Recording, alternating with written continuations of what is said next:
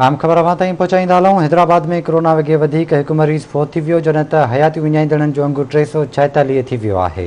अफ़सोसनाक ख़बर है, अवां खे अपडेट कंदा हलूं। हैदराबाद में कोरोना वायरस तेज़ी सां वधी रहियो आहे। हैदराबाद में कोरोना वगे वधीक हिकु मरीज़ फौत थी वियो आहे। हयातियूं विञाइणनि जो अंग 346 थी वियो आहे। इन हवाले सां राब्तो कयो आहे हैदराबाद में सीनियर रिपोर्टर इरफान अली बुकियो सां।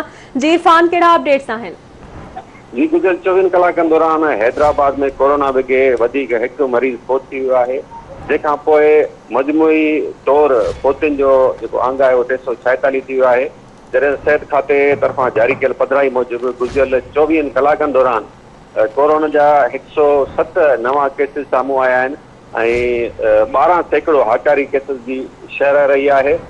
गुज़िरियल 24 कलाकनि दौरान कोरोना वगे वधीक हिकु मरीज़ फोत थी वियो आहे, जॾहिं त जेको फोतियुनि जो मजमूई जेको तादाद आहे उहो 346 थी वियो आहे। जी ठीकु आहे इरफान, वॾी महिरबानी अवां जी तफ़सील खां आगाह करण लाइ।